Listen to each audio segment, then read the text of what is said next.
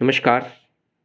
आपके अपने चैनल ज़िंदगी सुपरफास्ट में आप सभी का बहुत बहुत स्वागत, अभिनंदन, वंदन।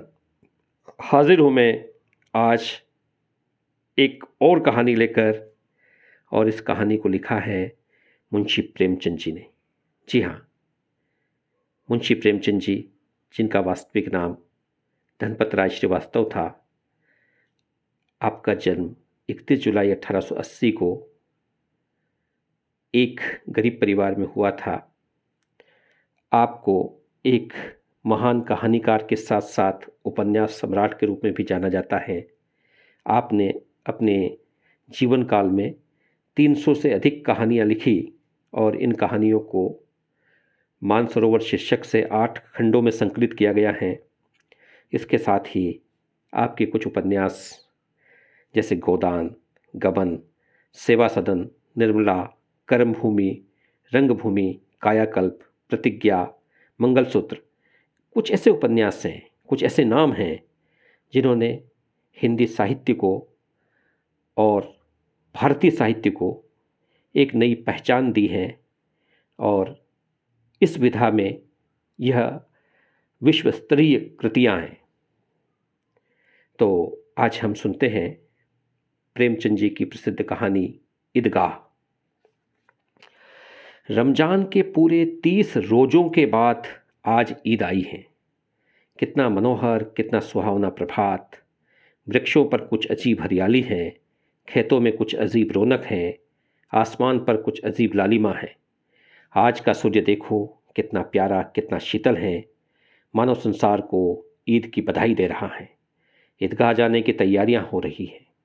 लड़के सबसे ज़्यादा प्रसन्न हैं, बार बार जेब से खजाना निकाल कर गिनते हैं। महमूद गिनता है 1, 2, 10, 12। उसके पास 12 पैसे हैं। मोहसिन के पास 15 पैसे हैं। इनसे अनगिनत चीज़ें लाएंगे, खिलौने, मिठाइयाँ, बिगुल, गेंद और न जाने क्या क्या। और सबसे ज़्यादा प्रसन्न है हामिद। वह भोली सूरत का 4-5 साल का दुबला पतला लड़का था। उसका पिता गत वर्ष हैजे की भेंट हो गया और माँ न जाने क्यों पीली पड़ती गई और एक दिन वह भी परलोक सिधार गई। किसी को पता न चला कि आखिर अचानक ये क्या हुआ। अब हामिद अपनी दादी अमीना की गोदी में सोता है। दादी अम्मा हामिद से कहती हैं कि उसके अब्बा जान रुपए कमाने गए हैं। अम्मी जान अल्लाह मियाँ के घर से उसके लिए बहुत सी अच्छी चीज़ें लाने गई हैं। आशा तो बड़ी चीज़ है। हामिद के पाँव में जूते नहीं हैं, सिर पर एक पुरानी टोपी है जिसका गोटा काला पड़ गया है, फिर भी वह प्रसन्न है। अभागिन अमीना अपनी कोठरी में बैठी रो रही है। आज ईद का दिन है और उसके घर में दाना तक नहीं है, लेकिन हामिद, उसके अंदर प्रकाश है, बाहर आशा की किरण। हामिद भीतर जाकर दादी से कहता है, तुम डरना नहीं अम्मा, मैं सबसे पहले आऊँगा, बिल्कुल न डरना। अमीना का दिल कचोट रहा है। गांव के बच्चे अपने पिता के साथ जा रहे हैं। हामिद का अमीना के सिवा कौन है? भीड़ में बच्चा कहीं खो गया तो क्या होगा? 3 कोस चलेगा कैसे? पैरों में छाले पड़ जाएंगे। जूते भी तो नहीं हैं। वह थोड़ी दूर चलकर उसे गोदी ले लेगी, लेकिन यहाँ सेवैयाँ कौन पकाएगा? पैसे होते तो लौटते लौटते सारी सामग्री जमा करके झटपट बना लेती। यहाँ तो चीज़ें जमा करते करते घंटों लगेंगे। गांव में मेला चला। बच्चों के साथ हामिद जा रहा था। शहर का दामन आ गया। सड़क के दोनों ओर अमीरों के बगीचे हैं, बड़ी बड़ी इमारतें, अदालत, कॉलेज, क्लब, घर आदि दिखाई देने लगे। ईदगाह जाने वालों की टोलियां नजर आने लगी। एक से एक भड़कीले वस्त्र पहने हुए हैं। सहसा ईदगाह नजर आई और उसी के पास ईद का मेला। नमाज पूरी होते ही सब बच्चे मिठाई और खिलौनों की दुकानों पर धावा बोल देते हैं।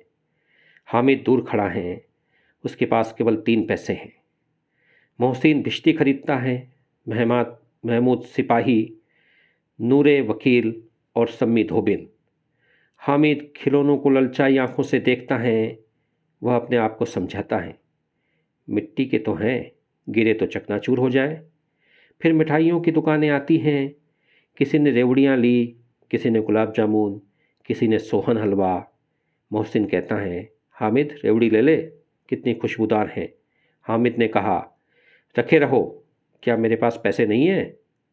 सम्मी बोला, 3 ही पैसे तो हैं, 3 पैसे में क्या क्या लोगे? हामिद मौन रहा। मिठाइयों के बाद लोहे की चीज़ों की दुकानें आती हैं। कई चिमटे रखे हुए थे। हामिद को ख्याल आता है, दादी के पास चिमटा नहीं है। तवे से रोटियां उतारती हैं तो हाथ जल जाते हैं। अगर चिमटा ले जाकर दादी को दे दें तो वह कितनी प्रसन्न होगी। फिर उनकी उंगलियां कभी नहीं जलेंगी। दादी अम्मा चिमटा देखकर ही दौड़कर मेरे हाथ से ले लेंगी और कहेंगी, मेरा बच्चा अम्मा के लिए चिमटा लाया है। हज़ारों दुआएं देती रहेंगी। फिर पड़ोसन की औरतों को दिखाएंगी। सारे गांव में चर्चा होने लगेगी, हामिद चिमटा लाया है, कितना अच्छा लड़का है। बड़ों की दुआएं सीधे अल्लाह के दरबार में पहुंचती हैं और तुरंत सुनी जाती हैं। हामिद ने दुकानदार से पूछा, यह चिमटा कितने का है? 6 पैसे कीमत सुनकर हामिद का दिल बैठ गया। हामिद ने कलेजा मजबूत करके कहा, 3 पैसे लोगे? दुकानदार ने बुलाकर चिमटा दे दिया। हामिद ने उसे इस तरह कंधे पर रखा मानो बंदूक हो और शान से करता हुआ संगियों के पास आया। दोस्तों ने मजाक किया, ये चिमटा क्यों लाया पगले, इसे क्या करेगा? घर आने पर अमीना हामिद की आवाज़ सुनते ही दौड़ी और उसे गोद में उठाकर प्यार करने लगी। सहसा हाथ में चिमटा देखकर वह चौंकी। यह चिमटा कहाँ से लाया? मैंने मोल लिया है अम्मा। कितने पैसे में? 3 पैसे दिए। अमीना ने अपने माथे पर हाथ रखा। वह अफसोस करती हुई आह भरती हुई बोली, यह कैसा बेसमझ लड़का है कि दोपहर हुई, कुछ खाया न पिया, लाया क्या? चिमटा। सारे मेले में तुझे और कोई चीज़ न मिली जो यह लोहे का चिमटा उठा लाया? हामिद ने अपराधी भाव से कहा, तुम्हारी उंगलियां तवे से जल जाती थीं, यह मुझसे देखा न जाता था अम्मा, इसलिए मैं इसे लिवा लाया। अमीना का क्रोध तुरंत स्नेह में बदल गया। यह मूक स्नेह था, मार्मिक प्रेम था जो रस और स्वाद से भरा। बच्चे में कितना त्याग, कितना सद्भाव और कितना विवेक है। दूसरों को खिलौने लेते और मिठाई खाते देखकर उसका मन कितना ललचाया होगा। वहाँ भी अपनी बूढ़ी दादी की याद बनी रही। अमीना का मन गदगद हो गया। आंचल फैलाकर हामिद को दुआएं देती जाती थी और आंसुओं की बड़ी बड़ी बूंदें गिराती जाती थीं। हामिद इसका रहस्य क्या समझता। तो हमने आज मुंशी प्रेमचंद की कहानी ईदगाह को सुना। मैं आशा करता हूँ कि ये कहानी आपको पसंद आई होगी। और एक और अनुरोध कि यदि आपने इस चैनल को सब्सक्राइब नहीं किया है तो कृपया इसे सब्सक्राइब करें। और ये जो अच्छी कहानियाँ हैं इन्हें आप अपने मित्रों के साथ भी शेयर करें। इससे हिंदी का भी प्रचार प्रसार होगा और जीवन में जो हमारी विद्यार्थी जीवन होता है उसकी जो कुछ यादें हैं वो हम सबके साथ तरोताज़ा हो जाती हैं। मैं आशा करता हूँ कि आप ऐसा करेंगे। आप कहानी सुनने के इस बचपन के सफ़र में मेरे हम सफ़र बने। आप सभी का बहुत बहुत धन्यवाद। प्रणाम।